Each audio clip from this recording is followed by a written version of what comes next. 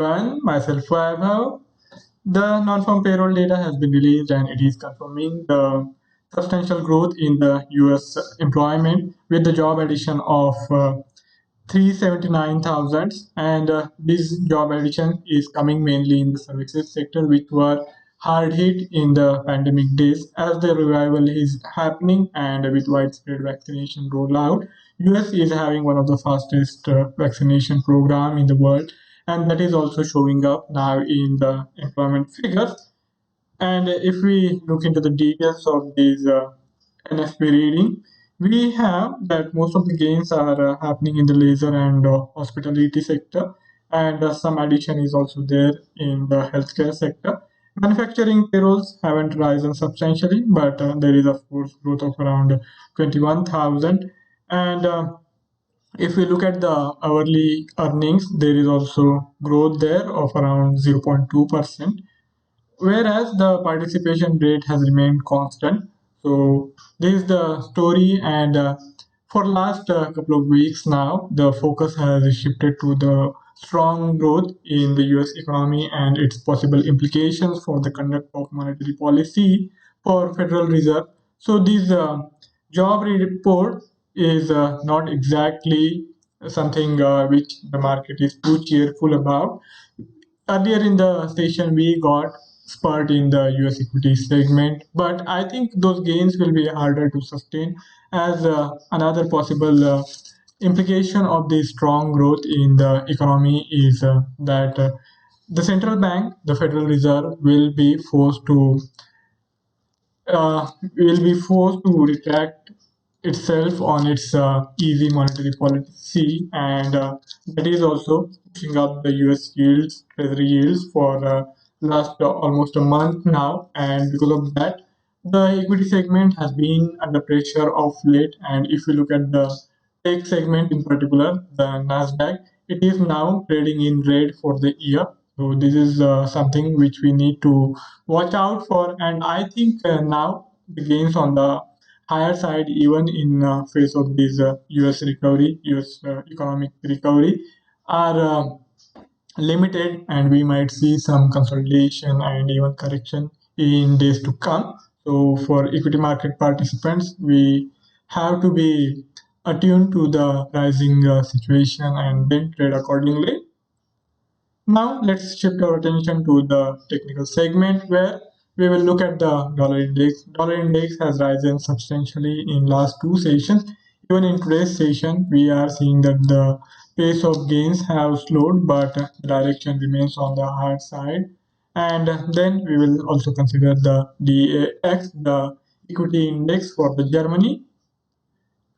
Let's start with the dollar index technical outlook. This is the daily time frame chart, and here the dollar index is now trading closer to the 100% of its Fibonacci expansion. Earlier in the week, I think not this week, but as I remember, a couple of sessions back, I had done this session, and in which I had talked about the possible move for the dollar index on the higher side, and that has unfolded just the way I was expecting it. Now, the dollar index has gotten closer to the important level here, and in days to come, I think the gains are likely to slow down and it might even enter into the consolidation phase. But the bias is likely to remain on the bullish side for at least next couple of sessions. So even on these highs, I think the trade which can be taken is going to be the long trade, and it will be better for us also to trade with the trend rather than looking for any contrary opportunity, as the trend is fairly strong in the dollar index, and this is also backed up by the data. Even for today's session, the non-farm payroll data is telling the same story, and I think given the backdrop of growth differential in the US versus the rest of the economies around the world, the dollar is likely to strengthen considerably against its major currency peers, and that is what is driving the dollar index rally in last couple of sessions. And I think the fundamentals are going to be supportive of this continuation.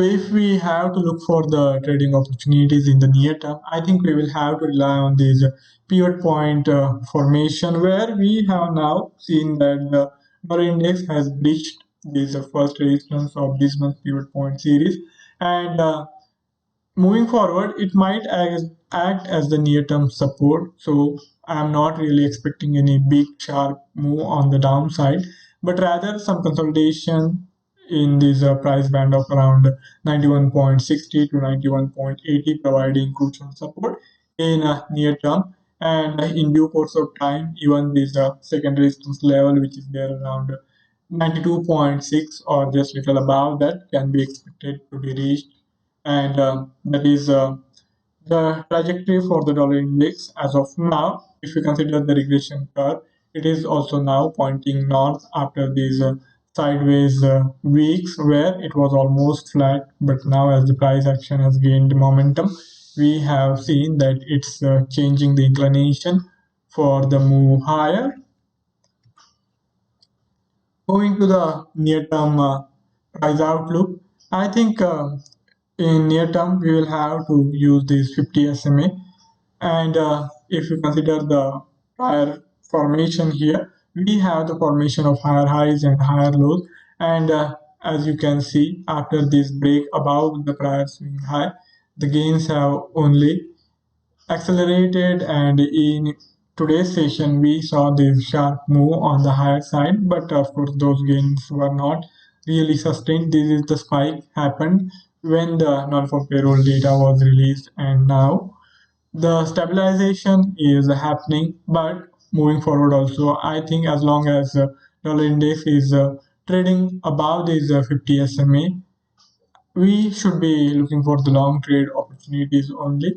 Today's session, it will be pretty difficult to pinpoint for exact entry and exit points, as today is the last day of the week and there is not much time left, but the trajectory remains on the bullish side. So if you have any long positions, the continuing long positions, I think you can hold on to those, and in next week also, as we will be coming back for the trading on Monday, the gains are likely to continue, and even if we can't really get any entry point in today's session, maybe by Monday we will have the better opportunities to come if we see some consolidation closer to the support base or above this prior swing high, and in due course of time 50 SMA and the 100 SMA will also catch up, and as long as this SMA formation is supportive of the long trajectory, I think we can continue to look for the buying opportunities while keeping in mind the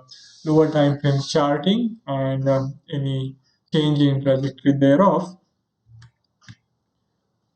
Now let's shift our attention to the equity segment. Here, contrary to my usual practice, today I am considering the DAX instead of a US index, and this is not for today's session, as the US session is going to be the last one of this week, and we will see that even the European markets might be closed by the time this video gets uploaded on the site.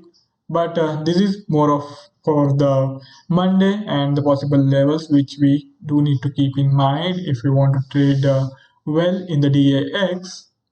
So if we consider the price formation so far, the DAX has been trading in a narrow range and it has been sideways.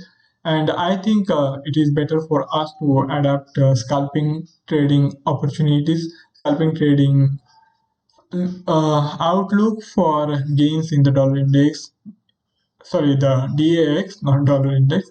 And even in coming days, unless and until there is a clear cut breakout, we might see that the DAX continues to trade in a range. But as is the case with other equity indices, I think now the bias is likely to shift from being outrightly bullish to some bearishness might creep in. And if we get the breakout on the lower time frame, then I think this prior swing low, which is there around 13,700, can be again retested. So we will be looking for some price levels to watch out for. So in today's session, The price is caught in between these support on the lower side and the resistance on the higher side. And so far in the day, we have seen that the DAX hasn't really declined compared to other major equity indices around the world. The DAX has shown resilience even in yesterday's session, even after the sell-off which we observed in the US equity indices. The DAX was not that hard hit, and today's session it has tried to add some gains, but I think these gains are likely to to be short-lived, and it will be an opportunity for us to look for short sale opportunities around some of the levels which I think are important moving forward. If you consider the regression curve, here it has now inclined slightly on the lower side, so it is also giving you the signs of times to come, and I think the trajectory is likely to shift on the bearish side. But of course, we have this support in place around central pivot point of this month's pivot point series. So unless and until we have a clear breakout below that, I can't really expect any big moves. So that's why the opportunities for swing trades are not that much unless we see that some key levels are breached. But in near term, we can indeed look for scalping opportunities, and that's where the focus is. So moving forward, I think we can look for any break below this 200 SMA range in today's session or even in Monday's session once the European session starts on Monday.